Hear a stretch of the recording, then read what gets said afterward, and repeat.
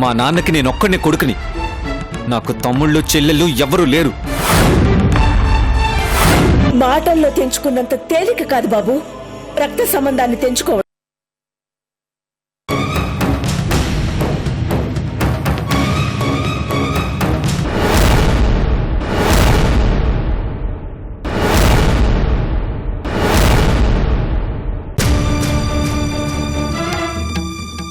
ఏంటయ్యా తలుపులు బాదడం? ఎంత భయపడిపోయావో తెలుసా? కాలింగ్ బెల్ ఉంది, కొట్టొచ్చు కదా. అసలు మైండ్ ఉందా నీకు? ఇంట్లో ఇద్దరు ఆడవాళ్ళు ఒంటరిగా ఉంటున్నారు. అర్ధరాత్రిలో తలుపులు బాధితే భయపడిపోతారన్న మినిమం కామన్ సెన్స్ లేదా నీకు? ఎక్కడికి వెళ్ళావు నువ్వు? ఎందుకింత లేట్ అయింది? లేట్ అవుతుందన్న విషయం అమ్మకు చెప్పాలా లేదా? నువ్వు రావడం లేట్ అయితే అమ్మ భయపడుతుందన్న ఆలోచన లేదా నీకు? మా అమ్మే నన్ను ఇంతలా అడగదు, నువ్వేంటి దబాయించి అడుగుతున్నావు? అసలు ఎందుకు వచ్చావు నువ్వు ఇప్పుడు? బయట ఎవడైనా చెప్పాడా ఈ టైంలో మా ఇంటికెళ్ళమని?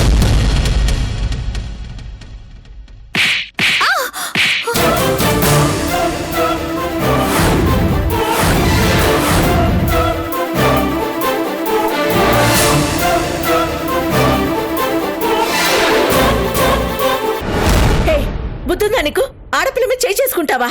లేకపోతే ఏంటమ్మా, అన్నా అని పిలిచిన ఆ నోటితో ఎంత అసహ్యంగా మాట్లాడుతుందో చూసావా?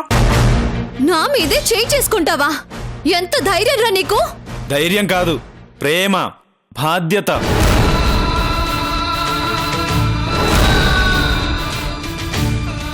నువ్వు ఇంకా ఇంటికి రాలేదని అమ్మ చెప్పగానే ఎంత భయపడ్డానో తెలుసా నీకు? ఇప్పటిదాకా నీకోసం ఊరంతా పిచ్చోళ్ళలా వెతుకొస్తున్నాను తెలుసా? నువ్వు కనపడకపోయేసరికి నా చెల్లికి ఏమైందో ఏమో అని ఎంత ఏడ్చానో తెలుసా? ఇప్పుడు నేను చూశాక గాని నా భయం పోలేదు.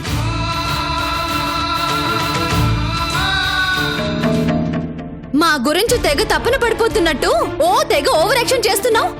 అసలెవర్రా నువ్వు? నీకు మాకు ఏంటి సంబంధం? మేమెక్కడికి పోతే నీకెందుకు, ఏమైపోతే నీకెందుకు? అడగడానికి నువ్వెవరు? చనువిచ్చామని మా మీద పెత్తనం చెలాయించాలని చూస్తున్నావా? పెత్తనం కాదు, బాధ్యత. ఆపు. ఏంటి బాధ్యత గీద్యత అని ఎదవ కబుర్లు చెప్తున్నావు? మా బాధ్యతలు పంచుకోవడానికి నువ్వెవరు? కడుపు నిండా అన్నం పెట్టి మరీ చెప్పావు కదా నేనే నీ అన్ననని. ఆ విరించి అంటే నా కోపం. అతని చొక్కాని నువ్వు పట్టుకుని కొట్టావన్న కారణంతో అన్నం పెట్టి అన్నాని పిలిచాను. అంత మాత్రానికే అన్నమైపోతావా? అయిపోవటం కాదు, అయ్యాను. నేనే రోజైతే గుళ్ళో ఎవడిని అమ్మ అని పిలిచానో ఆ రోజే ఈవిడి కొడుకునయ్యాను. నువ్వు అన్నయ్య అని పిలిచిన మరుక్షణమే ఓ అన్నగా నీ బాధ్యతలు తీసుకున్నాను. ఏంటమ్మా నువ్వు? ఇతను నా మీద చేయి చేసుకోవడమే కాకుండా ఇష్టం వచ్చినట్టు మాట్లాడుతుంటే ఏం మాట్లాడవేంటి? అలా మౌనంగా ఉంటావేంటి? ఏం మాట్లాడాలో అర్థం కావడం లేదు. నీకోసం వెతుకుతున్నప్పుడు నాకంటే ఎక్కువగా టెన్షన్ పడ్డాడు ఇతను. అందుకని నెత్తిన పెట్టుకుంటావా? రేయ్ నడవరా, మర్యాదగా బయటకు నడు. మీరు వద్దనుకున్నా అక్కర్లేదనుకున్నా నా బాధ్యతని నేను నెరవేరుస్తాను. ఇక నుంచి నువ్వు టైంకి ఇంటికి రావాలి. ఒకవేళ లేట్ అయితే ఎప్పటికప్పుడు అమ్మకు చెప్పాలి. అలా కాకుండా ఇంకోసారి ఇలా జరిగిందో అస్సలు ఊరుకోను, గుర్తుపెట్టుకో. ఏంట్రా ఆర్డర్లు వేస్తున్నావా? ఆర్డర్ అనుకుంటావో రిక్వెస్ట్ అనుకుంటావో నీ ఇష్టం. ఇదే ఫైనల్, ఇలాగే జరగాలి.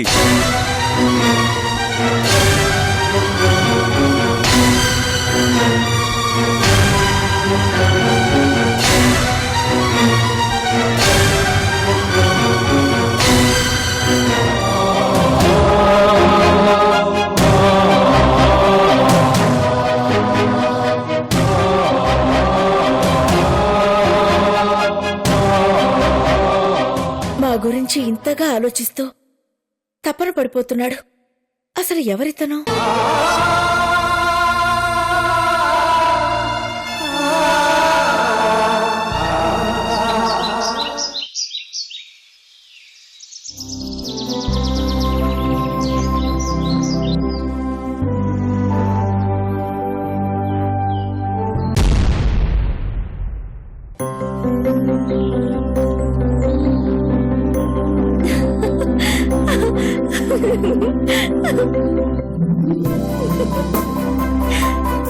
హాయ్.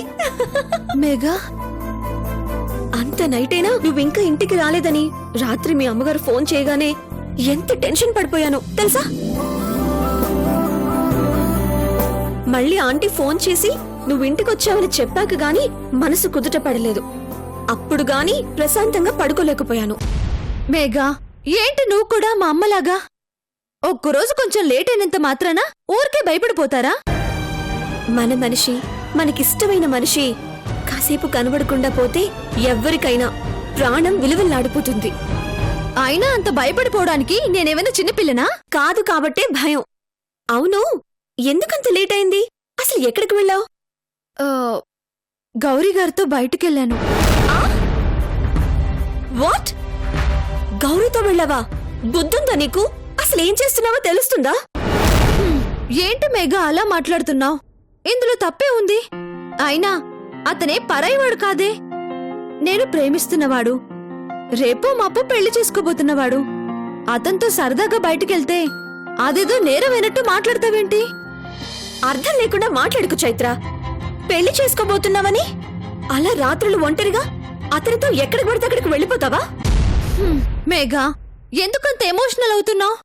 అయినా నాకేమవుతుందని భయపడిపోవడానికి? ఇవ్వాళ్ళ రేపు ఎవరిని అంత తేలిగ్గా నమ్మలేం. నువ్వనుకుంటున్నట్టు ఆ గౌరీ అంత మంచివాడేం కాదు.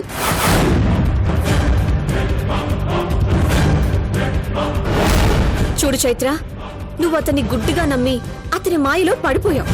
అతను నిన్ను నమ్మకంగా నమ్మించి దారుణంగా మోసం చేసే ప్రమాదం ఉంది. అందుకని అతనితో కొంచెం జాగ్రత్తగా ఉండు. ఇక నుంచి నువ్వు అతనికి ఎంత దూరంగా ఉంటే అంత మంచిది. ఇక మీదట నువ్వు అతనితో మాట్లాడటం కాని కలవటం గాని చెయ్యకు. ఒక బెస్ట్ ఫ్రెండ్గా నీ మంచి కోరి ఇదంతా చెప్తున్నాను. నా మాట విను. గౌరీ గారు మంచివారు కాదని ఎలా చెప్పగలవు? నాకు తెలుసు చైత్ర. అదే, ఎలా తెలుసు? ఏం తెలుసు? అతను మంచివాడు కాదని చెప్పటానికి నీ దగ్గరున్న ఆధారాలేంటి? నువ్వు చూసావా? లేక చూసిన వాళ్ళెవరైనా చెప్పారా? చెప్పు మేఘా, ఏ రీజన్తో నా గౌరీని చెడ్డవాడని చెప్తున్నావు? చెప్పు.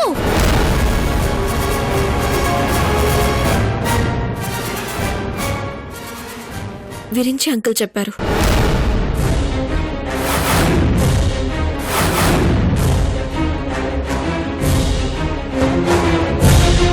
అనుకున్నాను, అతనే చెప్పుంటాడని అనుకున్నాను.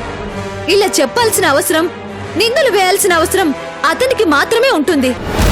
ఎందుకంటే మేం సంతోషంగా ఉండటం అతనికిష్టం లేదు. ఉంటే ఓర్చుకోలేడు కాబట్టి. కరెక్ట్ కాదు చైత్ర. నువ్వు మాట్లాడుతున్న విధానం అస్సలు కరెక్ట్ కాదు.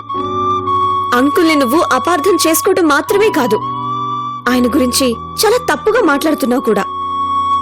ఏ తండ్రైనా సరే బిడ్డలు బాగుండాలనే కోరుకుంటారు తప్ప బాధపడాలని కోరుకోరు. నీ మంచి కోరి, నీ క్షేమం కోరే ఆయన నీకు జాగ్రత్తలు చెప్తున్నారు. నీ అమాయకత్వంతో ఎక్కడ నువ్వు మోసపోతావోనని ఆయన ఎంత భయపడుతున్నారో తెలుసా? అలాంటి మంచి మనిషిని అర్థం చేసుకోకుండా ఇలా మాట్లాడడం తప్పు చైత్ర.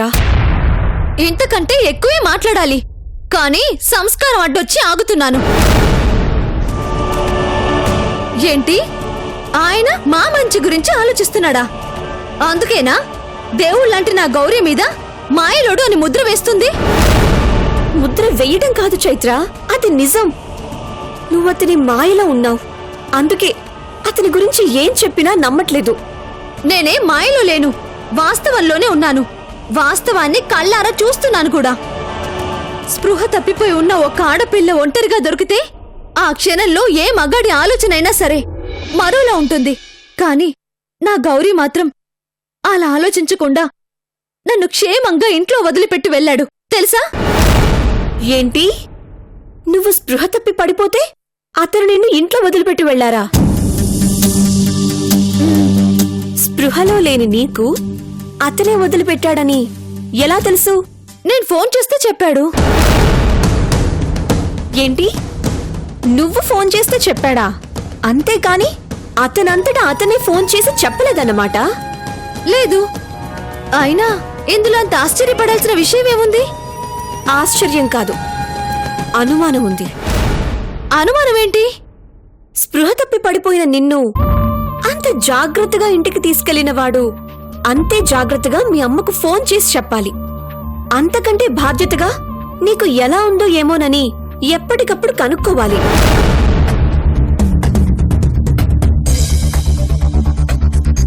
అన్నింటికంటే ముఖ్యంగా సడన్ గా స్పృహ తప్పి పడిపోతే ఎవరైనా సరే హాస్పిటల్కి తీసుకెళ్తారు. కానీ ఇదేమీ జరగలేదు. అంటే ఏదో జరిగింది. నువ్వు ఫోన్ చేసేదాకా జరిగిన విషయమేంటో నీకు తెలియలేదంటే ఈ గ్యాప్ లో నీకు తెలియంది ఏదో జరిగింది.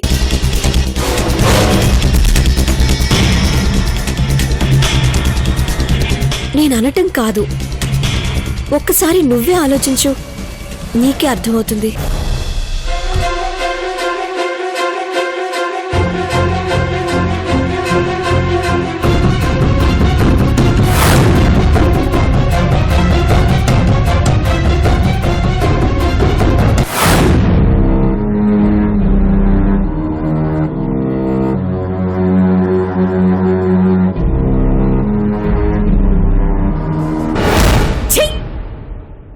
మెడలో తాళి లేని ఆడదాని స్థానం ఉంపుడు గత్తె స్థానమే. మెడలో తాళి లేని ఆడదాని స్థానం ఉంపుడు గత్తె స్థానమే. మా నాన్నకి నేనొక్కడిని కొడుకుని. నాకు తమ్ముళ్ళు చెల్లెళ్ళు ఎవరూ లేరు. అడ్డమైన వరసలు కలిపి అసహ్యం కలిగేలా చేయకండి.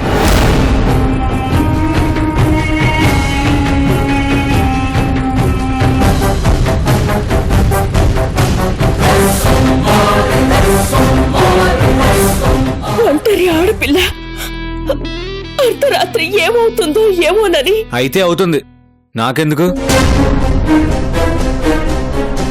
అన్నా ఏంటన్నా ఇది? ఇప్పటికే చాలా తాగేశావు, ఇంకా ఆపన్నా.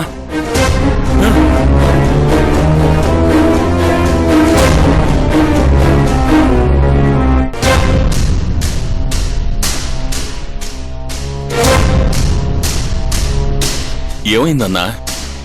ఎందుకంత ఆవేశంగా ఉన్నావు? మొన్న గుళ్ళో అవంతి మా అమ్మని చెల్లిని అందరి ముందు దారుణంగా అవమానించింది. నిన్న మా చెల్లెలు కనిపించలేదని చెప్పినప్పుడు ఆ రిషిగాడు మా అమ్మని అవమానిస్తూ మాట్లాడాడు. అక్కడికక్కడే వాణ్ణి వేసేద్దాం అనుకున్నాను.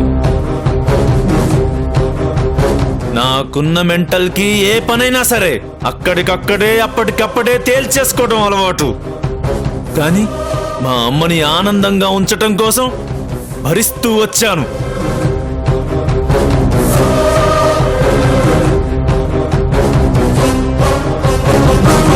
అంటే ఏంటన్నా? మళ్ళీ ఏదన్నా అటాక్ ప్లాన్ చేస్తున్నావా? ముందు నుంచి పొడిస్తే యుద్ధం, వెనక నుంచి పొడిస్తే మోసం. ఇలాంటి విషయాల్లో యుద్ధం చేసి కాదు భాష, మోసం చేసి గెలవాలే. అంటే ఆ రిషిగాడి పక్కనే ఉంటా, పక్కలో పాములా ఉంటా, నమ్మించి నమ్మకంగా కాటేస్తా. మా నాన్నని తీసుకొచ్చి మా అమ్మతో కలుపుతా. అది కాదన్నా, నీ నీడను చూస్తే నా రిషి రగిలిపోతున్నాడు. మరి అతను పక్కన చేరడం అంటే అంత ఈజీ కాదు కదన్నా. చాలా ఈజీ భాష. వాడికి నాలాంటి ఎదవతో కాదు, నాతోనే పనుంది. వాడేదో డీల్ అంటున్నాడు.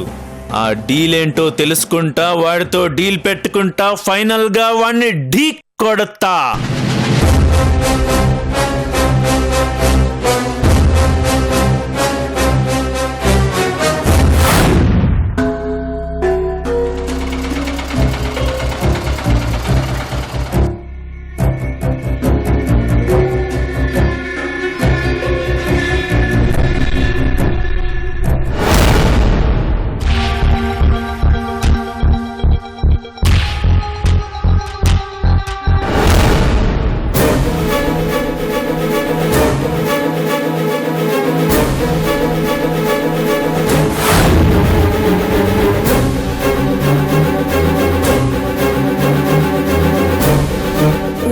వానలా ఇంత సడన్ గా ఇదెందుకు వస్తున్నట్టు? అయ్ బాబోయ్, వాడసలే మందు ప్రోగ్రామ్ లో ఉన్నాడు. ఇది గాని చూసిందనుకో వాతావరణం తుఫాన్లో మారిపోతుంది.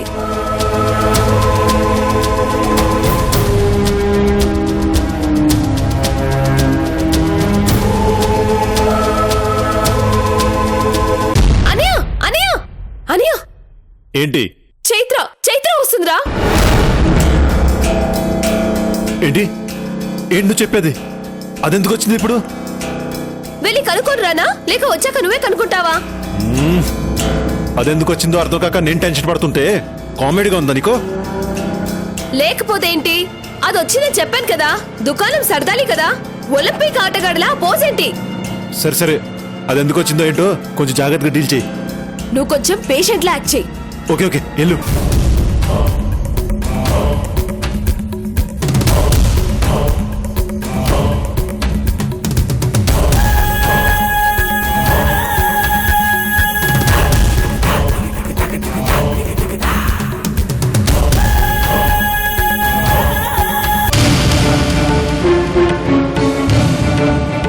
Gauri sir, Gauri sir, Gauri sir. Hi Chaitra. Hi. ఎప్పుడొచ్చావు? ఇప్పుడే. ఎలా ఉన్నావు? ఫైన్. నువ్వు? గుడ్. గౌరీ సార్ ఎక్కడున్నారు? అదేంటి సార్ గురించి అడుగుతుంటే ఏం మాట్లాడకుండా సైలెంట్ అయిపోయావు? ఏమైంది? ఏం లేదు చైత్ర.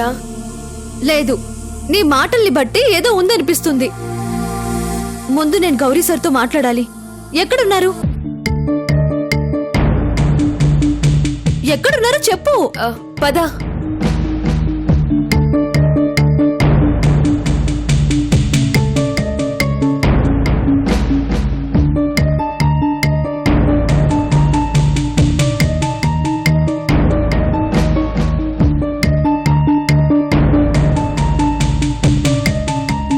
అనయ్య అనయ్య అనయ్య.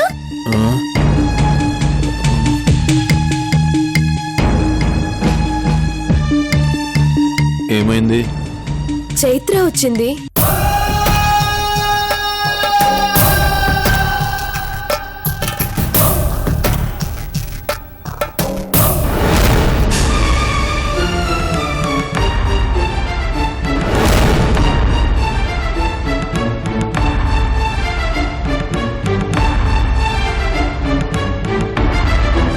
గౌరీ సార్, ఒంట నిండా ఈ దెబ్బలేంటి? ఏమైంది సార్? ఏం లేదు చైత్ర, చిన్న యాక్సిడెంట్ అయింది. ఎందుకనే అబద్ధం చెప్తావు? ఈ రోజు దాచగలవు, రేపు దాచగలవు, కానీ ఏదో ఒక రోజు తెలియకుండా ఉండదు కదా. సంజన, అబద్ధం చెప్పడం ఏంటి, దాచడం ఏంటి? మీ మాటల్ని వింటుంటే నాకు చాలా భయంగా ఉంది. చెప్పండి గౌరీ సార్, ఏం జరిగింది? చెప్పండి సార్. ఏం లేదులే చైత్ర, నువ్వు అనవసరంగా టెన్షన్ పడుకో. చెప్పకపోతే నా మీద ఒట్టే. బాగా పడ్డావే బుట్టలో. రాత్రి నిన్ను మీ ఇంటి దగ్గర వదిలిపెట్టొస్తుంటే ఎవరో అటాక్ చేశారు. ఏంటి, అటాక్ చేశారా? ఎవరు? అదే అర్థం కావట్లేదు. చూస్తుంటే ఏదో ప్లాన్ ప్రకారం అటాక్ చేసినట్టు అనిపించింది.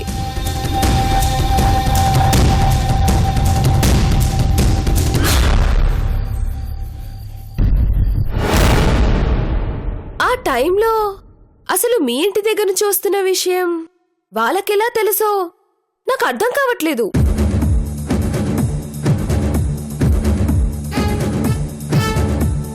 మా అన్నయ్యకి శత్రువులంటూ ఎవరూ లేరు. మరి అటాక్ చేయాల్సిన అవసరం ఎవరికుందో అర్థం కావట్లేదు. ఆ అవసరం ఎవరికుందో నాకు తెలుసు. నీకు తెలుసా? ఎవరు? ఇంకెవరు? ఆ విరించీనే.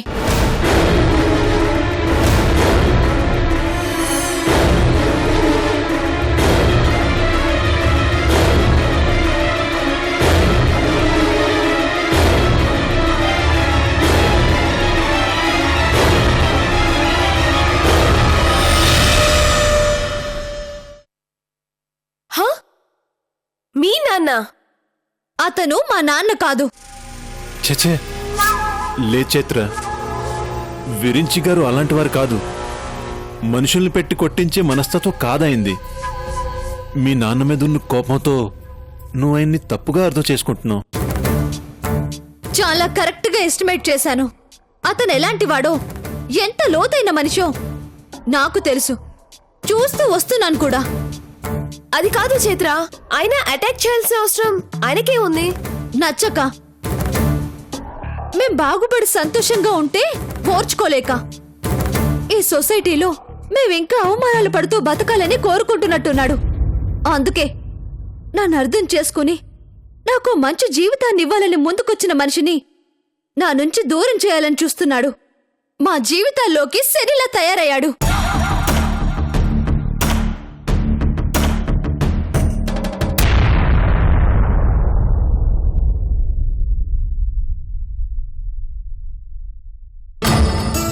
గౌరీ సార్, జరిగిన దానికి ఆయన తరపున నేను క్షమాపణలు చెప్తున్నాను. Sorry sir. ఏంటి చైత్ర ఇది అర్థం లేకుండా? అయినా నువ్వు సారీ చెప్పాల్సిన అవసరం ఏంటి? ఇలాంటివన్నీ సహజం, పట్టించుకోకూడదు. పట్టించుకుంటాను sir.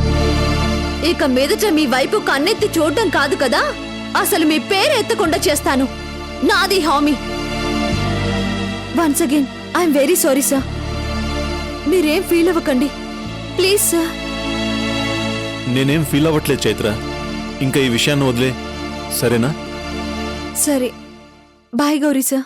Bye Chaitra. Bye Sanjana. Bye.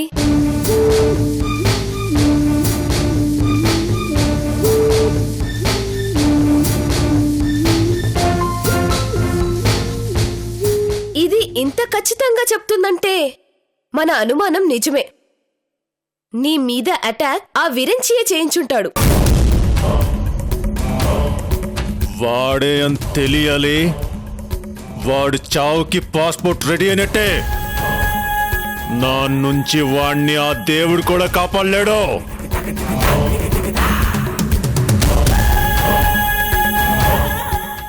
నా అనుమానం నిజమే. మీరు నాతో ఫ్రెండ్షిప్ చేయట్లేదు, అదంతా అబద్ధం.